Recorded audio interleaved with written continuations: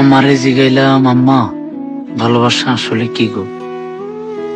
আম্মা আমার মুখের দিকে তাকায় একটু হাসল,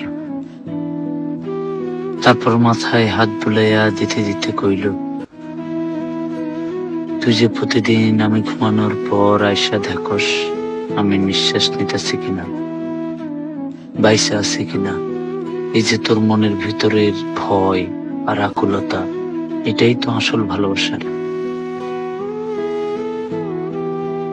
মায়ের এই কথাটা শোনার পর বুকটা কেমন যেন এক অজানা শান্তিতে ভরে গেল।